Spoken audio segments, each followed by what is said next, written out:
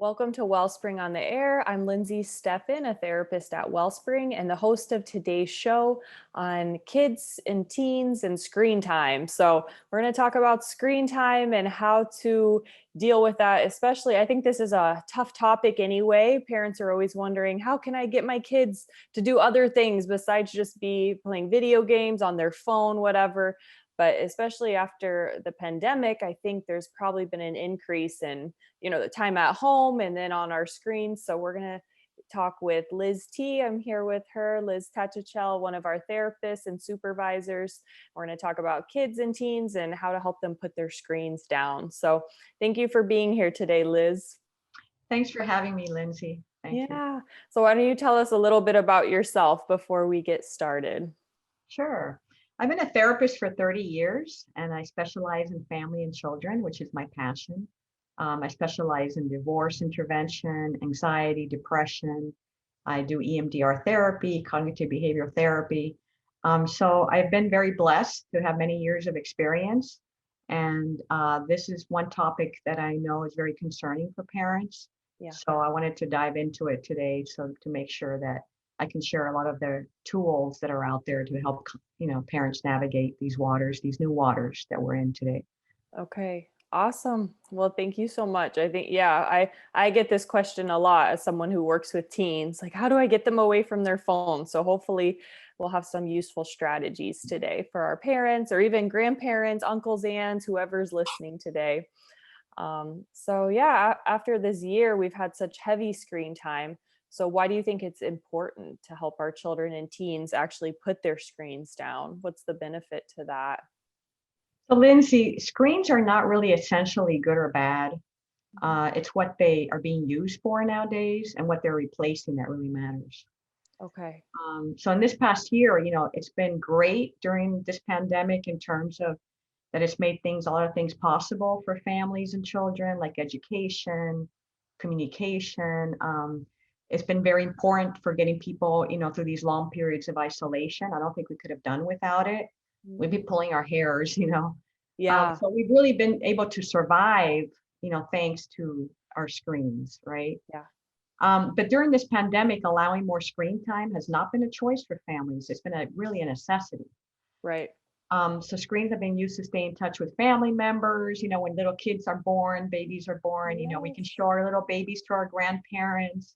And that's Yep. been a true joy, and be able to give kids interaction with their friends, if Yeah. not otherwise. Yeah. So Yeah, some experts. parents did almost like little play dates, but on Zoom, so they could somehow play games with each other on the computer. And I know a lot of my teens have played video games with their friends, and you have a headset and you can talk to each other, and it's been like a social outlet with this weird Exactly. time. Yeah. Exactly. In that sense, it's been truly a blessing. Yeah. Yeah. And experts initially agreed it was not the time to stress out over screen time Okay. during this past year, just to kind of go easy on ourselves, do the best that we could. Okay. Yeah. So, but many students have learned well online, but unfortunately, some students have not. Mm, So I'm really grateful that Miami's going to be opening up their doors this fall for all students to yeah. come to school, because there's nothing like being in person with professional, Right. talented teachers face to face. So I'm really glad that that's going to be happening soon. Yeah, and that is, I mean, to think of that impact, we're already on our phones a lot. Teens are on their phones, texting, doing whatever, playing roadblocks. I don't know. I learned from my teens what's cool, but they've been on school all day online. And I think you see adolescents as well, but I've had so many teens coming with depression and anxiety. And I know there's many components to that, the isolation, all of these different things, the stress of knowing something big is going on.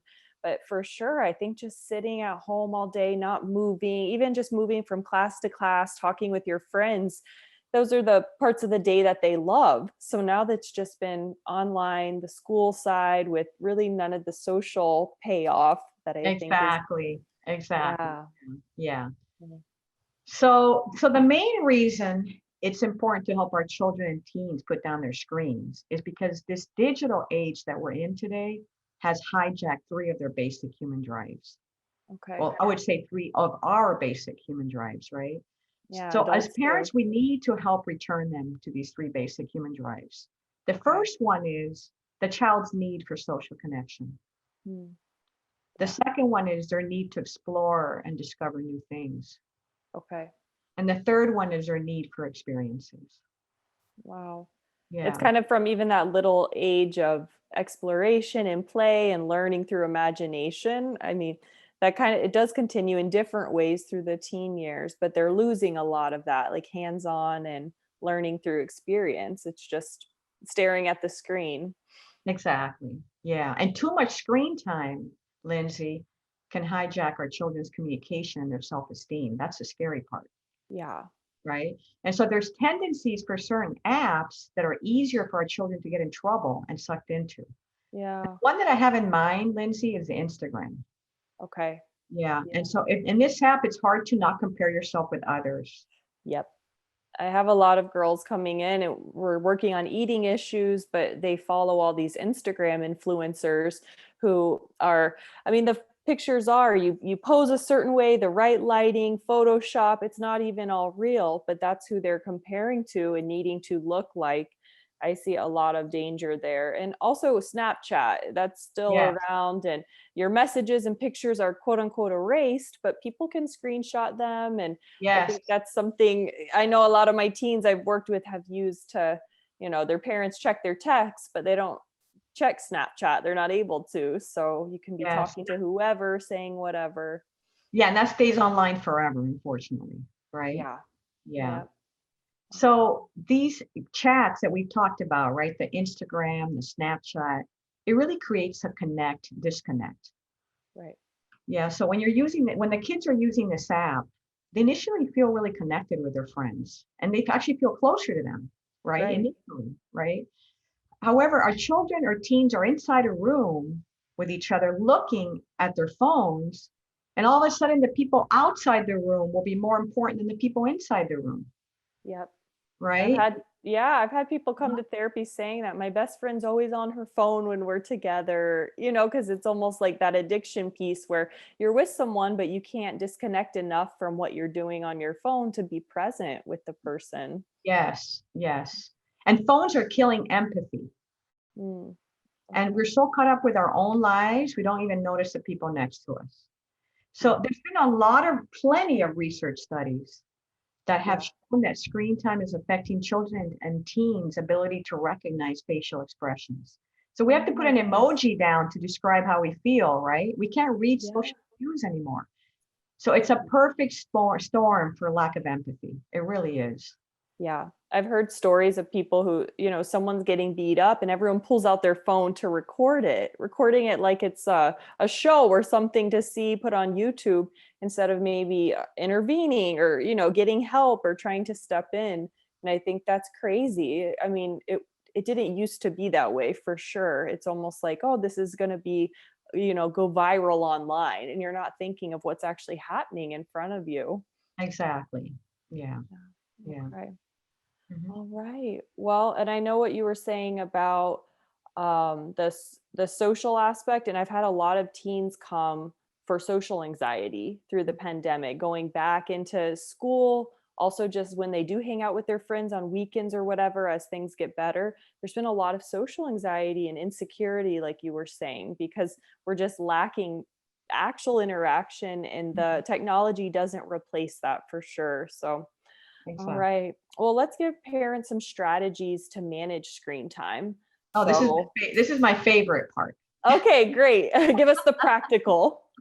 I love this part, right? Okay, so the best piece of advice that I have for parents is don't overreact. We need to turn our overreaction into interaction. Okay. So the reason why I say this is because unfortunately there's a mental health crisis in our country. Mm, And we need to figure out what we can do about this, right? Suicide and depression are up. yeah. And a lot of times they blame it on screen time. But the most important thing they found was the impact of social media, especially on girls. Mm, okay. Yeah. So let's not flip out over video games and Netflix, right? Some families create a lot of conflict around these two things, Okay. but the conflict is sometimes more harmful than the screen time that the kids are experiencing. Okay. Yeah. So Interesting. Yeah. I would encourage parents to pay more specific attention to how much social media their daughters are watching, basically. Okay. That's Yeah. key. Yeah, How that's what much we need they're to, scrolling Instagram, watching these videos, pictures. Yeah. yes, Okay. A lot of yes, comparison coming from that, which does bring the anxiety, depression, and yeah, eventually suicidal thoughts.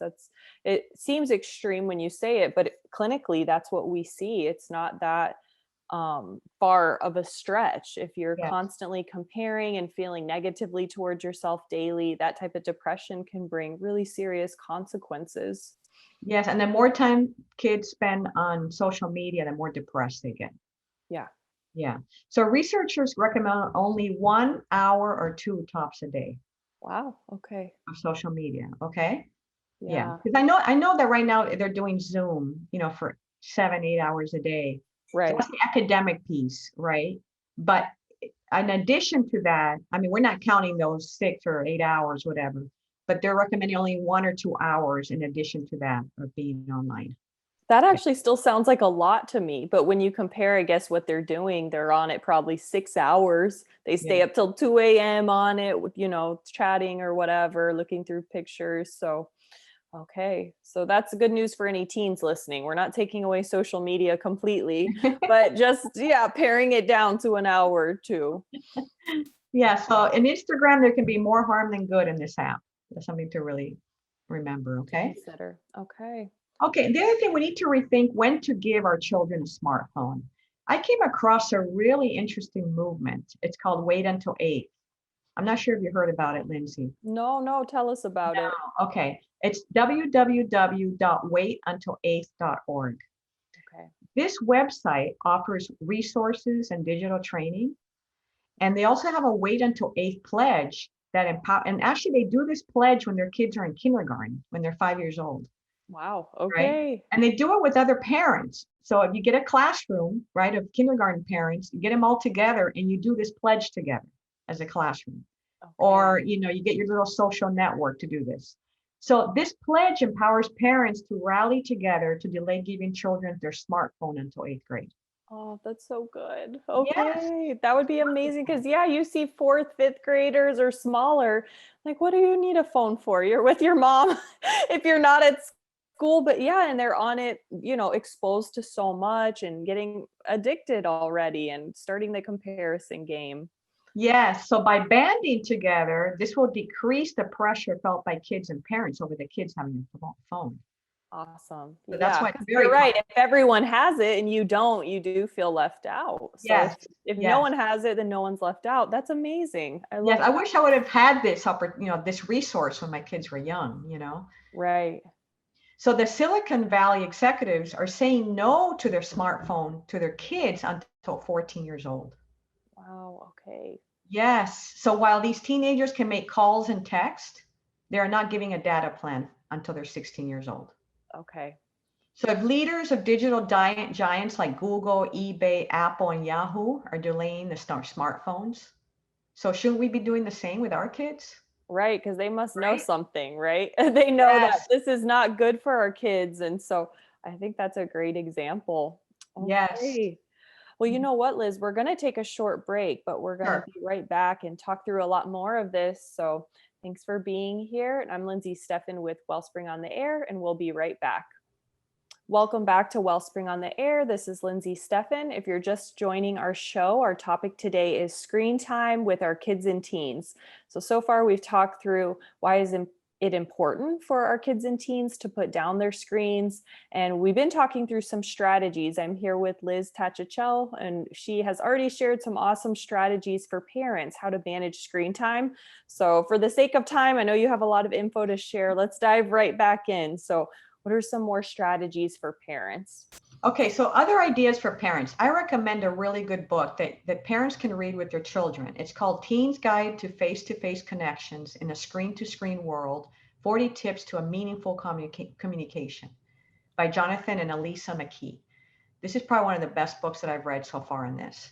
So that's the first thing I recommend. Now, after you read that book and your teenager, after the parent reads the book, the parent can create a phone contract, and you can tell your child, if you are done reading the chapter, about privacy settings and done reading the chapter about who you are befriending, then you can have your phone back, right?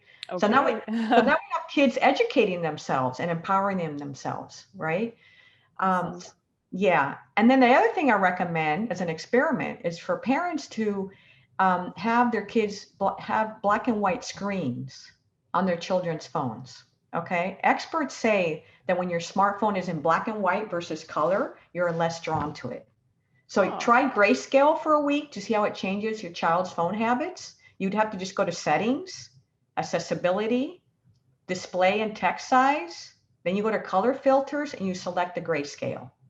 so interesting. I didn't know Yes. that you could even do that. And we can do Okay. that for ourselves, so we won't spend too much time on it ourselves too. Yeah, these strategies for our kids are good for us too. We all know that. Exactly. Exactly. Hmm. All right. And the next thing is block certain apps or give screen time limits. Now, in Focus on the Family, they have a really good website called Plugged In, and it can help parents decide which apps are appropriate. Okay. Yeah, that's really helpful. Then no social media apps as long as you can. Yeah. No rush. No rush. Right. And I do, some of my parents I work with, they manage the Instagram. So they have the password and login, and then they give it to their kid to maybe post something, they're on vacation, whatever. But then it's not an app they have on their phone, which I know would be a fight in a lot of families. Yes, But yes. again, it's actually keeping, some control of that, which is normal and okay. I think the norm right now is so loose and so liberal that, oh, your kids can do whatever they want on their phone, it's their phone, their privacy. But as counselors, we see a lot of damage that can do, and the wrong people we talk to. And Exactly. yeah. Yes. Yes. And the Okay. other one is no tech at the table, right? No tech zones. So you could create like a no tech Tuesday, for example, right? Yeah. So, and once you do that, right, you set that rule, you create a pocket chart for home.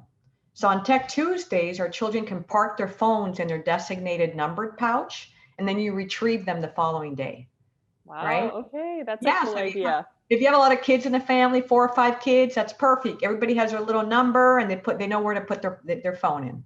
Yeah. I like that. Some parents will do that for nighttime as well. Like, okay, after 8 p.m., no phones, including the parents, which I think is a good practice because you're leading by example and we're more present. We know that. Exactly, exactly. Yeah. And then of course, get the kids out of the signal distance, go water skiing, hiking, just get out there, right? Be Yeah. creative. So Yeah. another way to be creative is consider subscribing to Together Unplugged. Okay. I don't know if you heard about it, Lindsey.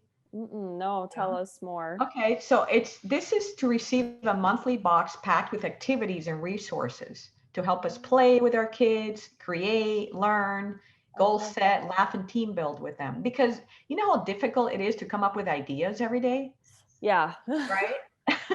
It is to kind of be you're having to be the creative babysitter in a way, but they come in and have all these fun ideas, but you're doing the laundry and cleaning up the mess, and you didn't have Yes. that brainstorm time. So So that's a somebody else does the creative brainstorming yeah. for you. I Yes. love that. Wonderful. Okay. Yeah. Yeah, so having the connection, if you have that connection with your kids, they don't have to go elsewhere to try and find it. That's Exactly. Exactly. awesome. And then watch the Netflix shows with your child and your teen and talk about the movie afterwards. Mhm. Right? A lot of times we're like, you can't watch that because of this and this and that. Well, even though there's things that make us uncomfortable, let's go ahead and sit down and watch it with our kids, Yeah. especially our teenagers. So to open that opportunity for dialogue.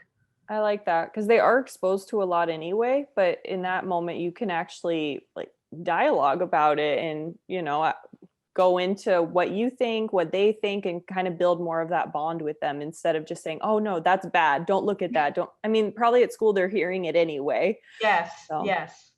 And then, and a lot of us are terrified of being bored, but one of the best things we can do as parents is to be able to allow them to be bored, right? okay. Because it helps nurture their neural development, Hmm. right? And that's an opportunity for them to be creative. So that's definitely a thing that I've always encouraged parents to do. Okay. Very good. Well, I wonder if we want to move on to just how do we open those doors of dialogue with our kids? Any ideas there? Yeah, so sit down with your child to play video games with them. You can use that 1 hour video game to chat. our instinct as parents is always to say, put that stupid thing away, right? Okay. So instead of saying that, we can say, hey, what are you watching? Is it fun? So the Journal of Pediatrics recommends that we co-view with our kids. Okay. Yeah. And as parents, we're also spending a lot more time in front of our TVs as parents. Oh, for We need to sure. look, yeah, we need to look for ways to communicate with them, look for opportunities to maybe when we're carpooling, our kids are sitting in the back talking to their friends. We're listening to their conversation and it could be talking points, right? You can Mm, bring this up later on and bring up something that they mentioned during the car ride. right. Make it a point to go to their rooms to say goodnight every night because some parents will be sitting downstairs and they'll scream goodnight, to their kids while they're watching TV. But if you Yeah. make it a habit to walk into their rooms every night, eventually they might open up to you. Mm, Yeah. yeah. That Hmm. moment when, yeah, they maybe are looking for advice or comfort and feel maybe that it's okay to be vulnerable. And we're missing out if we don't have that time at the dinner table or at night before bed, in the car. That's great. It's kind of Yes. time you're quote unquote stuck together. Your kids can't get away from you, but who knows? Those can become some of their favorite memories. If that's, yeah, I always remember talking to dad or mom driving me to school, something like that. Exactly. Okay. So any ideas just with the initial, it's hard to get your kids away from technology. I think that first kind of detoxing period is probably the worst. So any ideas how we can help parents pull their kids away? Yeah. So instead of saying put that phone away, maybe we can start making some cookies in the kitchen, right? And all of a sudden it kind of draws the kids into the kitchen. And before you know it, we're all making cookies. We're putting our hands in the cookie dough, right? Yeah. Spending some time together. Kids really crave communication. Yeah. Get kids into service, right, as early as possible. Yeah. Serving as a family can be really powerful. It's a time to connect with each other I love that. while our phones are out. Yeah. I Yeah. see families at my church who do they wave the cars in, help with parking, and it's the two kids and their parents. I think that's so cool because they're learning early by example, that Yes. helping others, that's something we do in our family. That's a good thing. And we create memories. Yeah. Yeah. Mhm. Okay. Awesome. Well, any other recommendations from the American Academy of Pediatrics? You've already thrown out some good stuff for us, but anything else you want to share? Yeah. So they say that for children under 18 months, we need to avoid screen-based media except video chatting. Okay. For children 18 months to 24 months, parents should choose high quality programming and watch with their children. Okay. And then for children 2 to 5, we need to limit screen time to 1 hour per day of high quality programming. Okay. And then for children 6 and up, we need to establish consistent limits on the time spent using media and the types of media. Got it. Yeah. Okay. So Mhm. that's helpful. There's very clear things that are put out by the scientists and researchers. So even look that up, Google if some of those stats you're driving and listening, you couldn't write them down. But yeah, Google the American Academy of Pediatrics and screen time. And I'm sure these things will pop up for you. Okay. Well, what about just you've given so much advice, but what's your best piece of advice for parents? What's the golden nugget of the show today?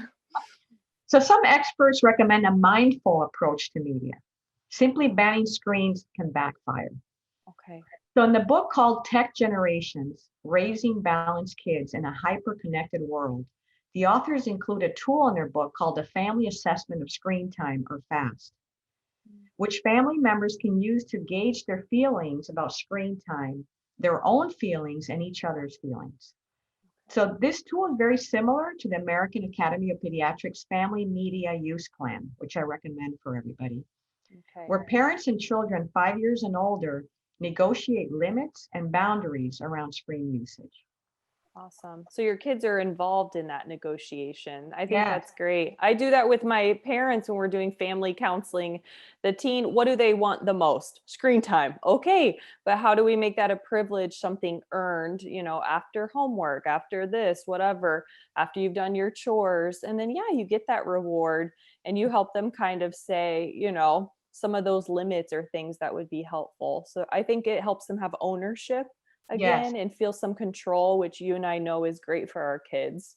Yes, and it's great to have an official contract with the child's signature and the parent's signature. Yes. I Yeah. love that because they know exactly what's required of them. So there's no Mhm. gray area. It's like it's in writing. We've signed it and we know if Exactly. you do this, you get your phone. So actually, you're the one keeping you from getting your phone. You know exactly what you need to do. And that kind of puts the ball in their court.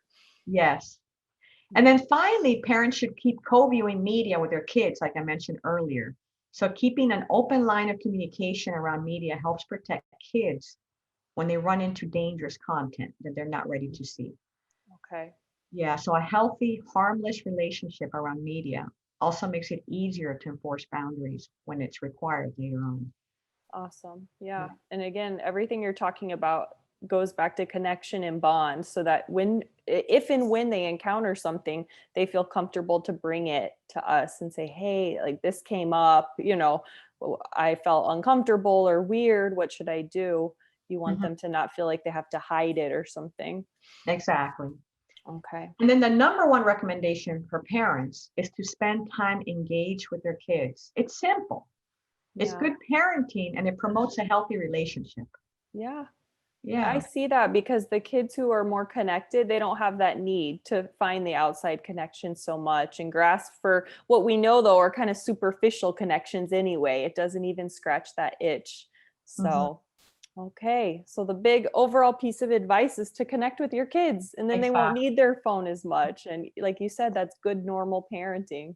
And when I talk to teenagers, they all tell me the number one thing that makes them really sad is that they don't feel connected with their parents. Yes, I have heard that so much over the years. And even this week, I heard it. And it's always surprising because teens get a bad reputation that they're just, bratty and want to do their own thing. I'm like, actually, they're really sweet and they want to connect with parents, but sometimes they don't know how, or parents, maybe we're not using the right strategies on our end to connect. So, Yes. okay.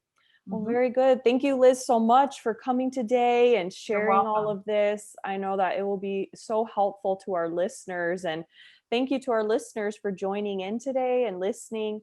If you joined midstream or missed part of the show, you can go to our blog page, wellspringmiami.org, and find the show on Screen Time with your kids and teens. And if you would like to encourage us or drop a note, you can send any comments or questions to ontheair@wellspringmiami.org. So it's time to wrap up. This is Lindsey Steffen with Wellspring on the Air, because hearts and minds matter.